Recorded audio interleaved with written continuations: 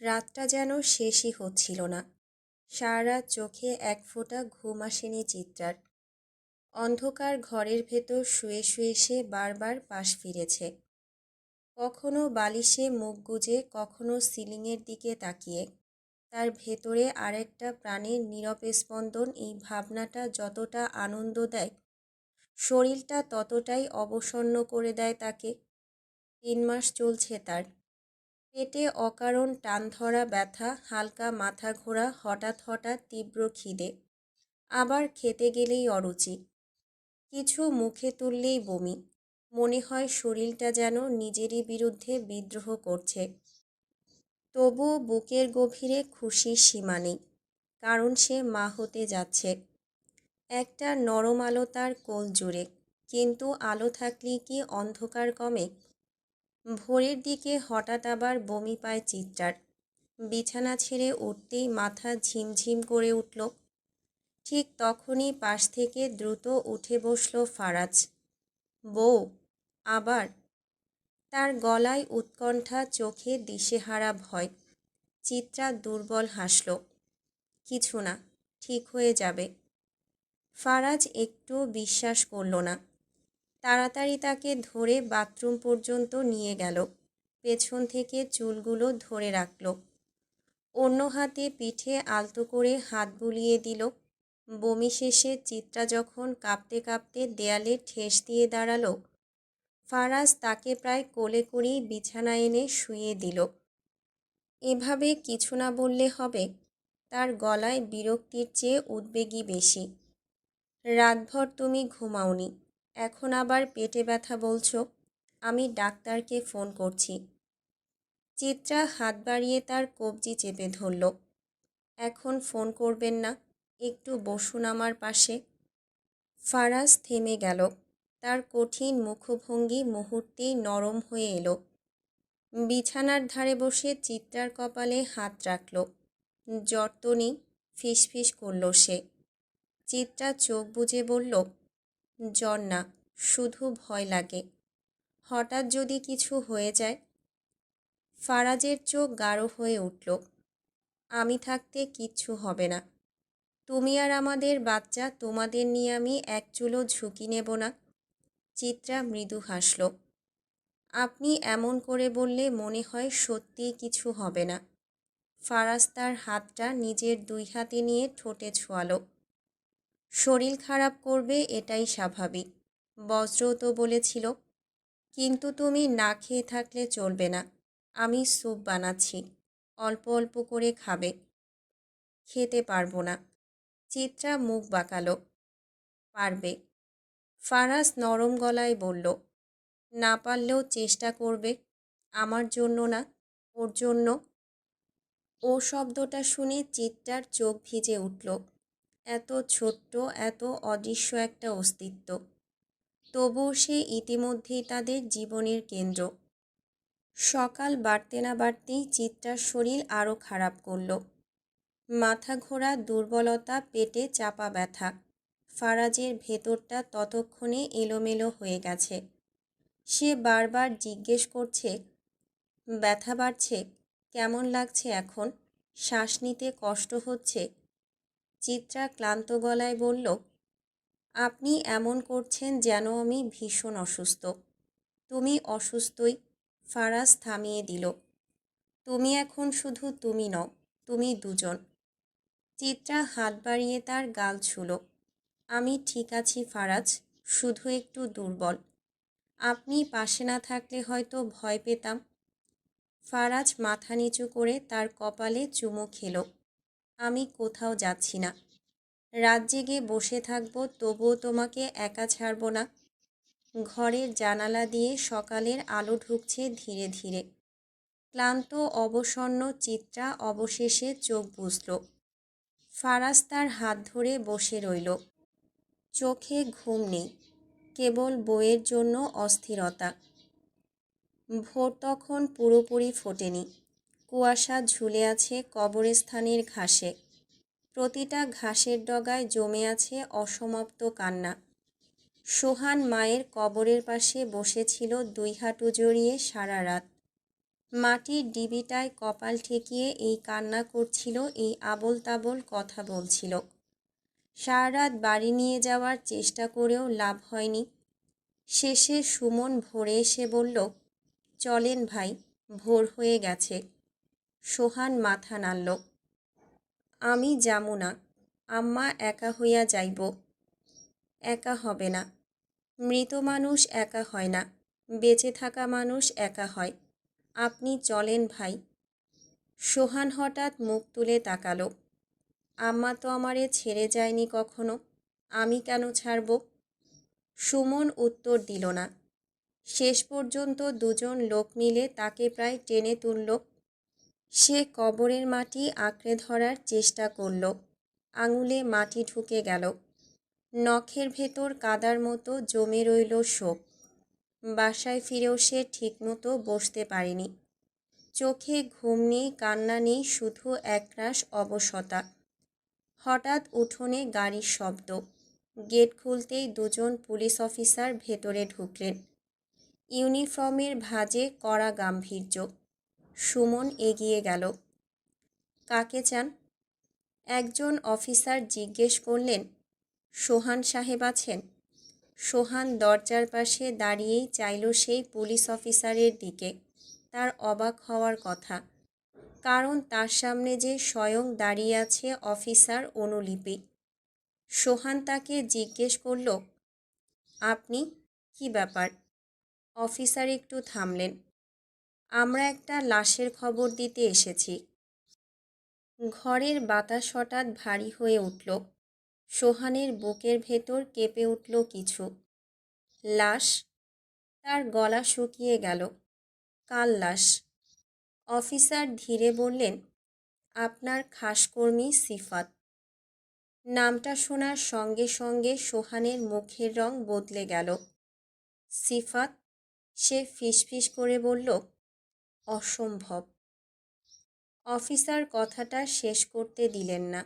আজ ভোরে জঙ্গলের একটা খালি বাড়ি থেকে তার মরদেহ উদ্ধার করা হয়েছে। কেমনে? সোহানের কণ্ঠ কেঁপে উঠল। খুবই নিষ্ঠুরভাবে তাকে হত্যা করা হয়েছে। শরীরে একাধিক আঘাতের চিহ্ন, হাত পা বাঁধা ছিল। মনে হচ্ছে নির্যাতন করা হয়েছে। ঘরের ভেতর একটা চাপা চিৎকার উঠল কারো মুখ থেকে। সোহান কিছুই বলল না। তার দৃষ্টি শূন্যে স্থির, যেন শব্দগুলো তার কানে পৌঁছাচ্ছে না বা পৌঁছে ভেতরে কোথাও থেমে যাচ্ছে। সুমন ভাঙা গলায় বলল, আপনারা নিশ্চিত? হ্যাঁ, অফিসার বললেন। তার পরিচয়পত্র ছিল মানিব্যাগে। আর তিনি একটু থামলেন। মোবাইলের শেষ কল লিস্টে আপনার নাম আছে। সব চোখ একসঙ্গে সোহানের দিকে ঘুরে গেল। সোহান ধীরে বসে পড়ল চেয়ারে। হাত দুটো হাঁটুর উপর ঝুলে রইল। ঠোঁট কাঁপছে, কিন্তু শব্দ বেরোচ্ছে না। সিফাত, ছেলেটা ছায়ার মতো পাশে থাকত, যে তার এক ডাকে ছুটে আসতো, যে গতকালও বলেছিল, ভাই আপনি চিন্তা করবেন না, আমি আছি। আছেনই। আর সেই না থাকার খবর এতটা নির্মম হবে কে জানত? অফিসার অনুলিপি বললেন, আমাদের আপনার সঙ্গে কিছু কথা বলতে হবে। সোহান ধীরে মাথা তুলল। চোখে জল নেই। কে খুন করছে? সে খুব আস্তে জিজ্ঞেস করল। কেউ উত্তর দিল না। সোহান স্তব্ধ হয়ে বসে রইল। তার চারপাশের পৃথিবীটা একসঙ্গে দুই টুকরো হয়ে গেছে। একটা মায়ের মৃত্যুর, আরেকটা তার সন্তানের মতো লালন পালন করা সিফাতের মৃত্যু। মর্গের করিডোরটা অস্বাভাবিক ঠান্ডা। দেয়ালে সাদা রঙে কোনো উষ্ণতা নেই। কেবলমাত্র জীবাণুনাশকের তীব্র গন্ধ নাকে আসছে। সোহান ধীরে হাঁটছে। পায়ের শব্দ নিজেই শুনতে পাচ্ছে না। মাত্র কয়েক ঘন্টা আগে সে মায়ের কবর ছেড়ে এসেছে। এখন আরেকটা দরজার সামনে দাঁড়িয়ে। একজন ওয়ার্ড বয় দরজা ঠেলে খুলল। ভিতরে আসুন। স্টিলের টলির উপর সাদা চাদর ঢাকা একটা দেহ। অফিসার নিচু গলায় বললেন, এই জন্যই আপনাকে আসতে বলেছিলাম। সোহান এগোলো না, তার পা মেঝেতে আটকে গেছে। মিথ্যা বলতাছেন নাকি আপনি? সে ফিসফিস করল। অফিসার উত্তর দিলেন না, শুধু চাদরের কোণাটা ধরলেন। চাদর সরতেই ঠান্ডা নিথর মুখটা প্রকাশ পেল সিফাতের। মুখে আঘাতের দাগ, ঠোঁট ফেটে গেছে, চোখ দুটো বন্ধ, কিন্তু কপালের ভাঁজে এখনো ভয়ের ছাপ। বুকে কটা বুলেট বিঁধেছে। সোহানের বুকের ভেতর কিছু একটা ছিঁড়ে গেল। সে ধীরে এগিয়ে গেল, হাত বাড়ালো। কাঁপতে থাকা আঙুল সিফাতের কপাল ছুঁলো, বরফের মতো ঠান্ডা। তুই তো ঠান্ডা সহ্য করতে পারতিস না সিফাত, সে ফিসফিস করল। শীত পড়লেই তো কাঁথা টেনে আমার ঘরে এসে ঘুমাতিস। কেউ কথা বলছে না। সোহানের চোখে হঠাৎ ভেসে উঠল ছোট্ট একটা ছেলের মুখ, যার পরনে ছিল ময়লা জামা, ভয় পাওয়া চোখ ছিল তার। সেই ছেলেটাকে নিজ হাতে মানুষ করেছে সোহান, নিজ হাতে খাইয়ে দিয়েছে। ভুল করলে বকেছে, আবার জড়িয়ে ধরেছে, নিজের সন্তানের মতোই বড় করেছে। আজ সেই ছেলেটা স্টিলের ট্রলিতে পড়ে আছে নিথর হয়ে। কে করলো এটা? সোহানের গলা এবার ভারী, ভেতরে জমে থাকা ঝড় ধীরে ধীরে শব্দ পাচ্ছে। কেন করলো? অফিসার অনুলিপি নরম স্বরে বললেন, আমরা তদন্ত করছি। তবে আসলেই কি করছে? হুম, করবে না। খুনির কেস কে লড়ে? তার উপর সেই খুনি যে তাকে সরিয়ে দিতে চেয়েছিল। সোহান তাকালো না, তার দৃষ্টি শুধু সিফাতের মুখে। কালকের দিনেও তো কইছিলি পাশে আছি, সে বিড়বিড় করল। এখন কই তুই? হঠাৎ সে দুই হাতে ট্রলির ধাতব প্রান্ত চেপে ধরল। শিরা ফুলে উঠল, চোখে জল নেই, কিন্তু চোয়াল শক্ত। মাত্রই মাকে হারিয়েছে, এখন সিফাতও। একদিনে দুটো শূন্যতা, একটা জন্মদাত্রী, আরেকটা নিজের হাতে মানুষ করা সন্তান সম। মর্গের ঠান্ডা বাতাসে দাঁড়িয়ে সোহান বুঝল তার ভেতরের মানুষটা এইমাত্র আরেকবার মারা গেল। এটাই বুঝি খোদার দেওয়া পাপের সাজা। এই সাজার কোনো বিরতি কি খোদা দেবে? হঠাৎ পেছন থেকে একটা ছেলে এগিয়ে এলো। সে কাল থেকেই সোহানের সাথে দেখা করার জন্য সুযোগ খুঁজছিল। শেষে আজকে একটা সুযোগ পেয়েছে। কথাটা বলবে কি বলবে না বলতে বলতেও সে এবার এগিয়ে এসে বলল, ভাই, আপনার সাথে একটা কথা আছে। সোহান পেছনে তাকালো, ধীর গলায় বলল, কইছিলাম না, এখন কোনো কথা শুনতে চাই না। ভাই, জরুরি কথা ছিল। ছেলেটি এবার কথা বলার সুযোগ না খুঁজেই বলে ফেলল, লঞ্চে আগুন লাগছিল। চিত্রাকে তার স্বামী ফারাজ এলাহি নিয়ে গেছে। বিকেলের আলোটা আজ অদ্ভুত মলিন, জানালার কাছে হালকা রোদ পড়ছে। চিত্রা সারাদিনে 3বার বমি করেছে। দুপুরের পর থেকে পেটে টান ধরা ব্যথা একটু বেড়েছে, শরীর ভেঙে আসছে, ঠোঁট শুকিয়ে ফেটে গেছে। বিছানার এক কোণে হেলান দিয়ে বসে আছে সে কাঁথা টেনে। আর ফারাজ ফারাজ যেন পুরো একটা হাসপাতাল হয়ে গেছে। টেবিলে ঔষধ, গরম পানির ফ্লাক্স, লবণ চিনি মেশানো ওরাল স্যালাইন, কাটা আপেল, খাবার সব সাজিয়ে রেখেছে। তার ফোনে গুগল খোলা।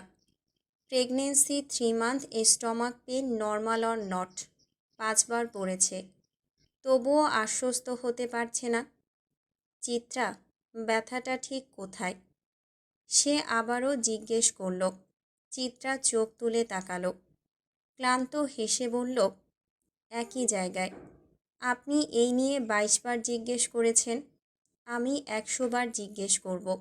ফারাজ গম্ভীর, তুমি ঠিক আছো কি না সেটা জানার অধিকার আমার আছে। চিত্রা একটু নরম গলায় বলল, আমি ঠিক আছি, শুধু দুর্বল লাগছে। ফারাজ তার পাশে এসে বসে পড়ল, কাঁথাটা ঠিক করে দিল। তারপর হাত দিয়ে তার পেটের উপর খুব আলতো করে রাখল।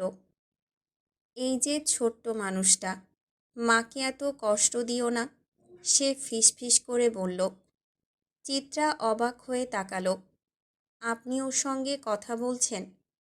হ্যাঁ, ও এখন থেকেই জানুক ওর বাবা ভয়ানক কড়া।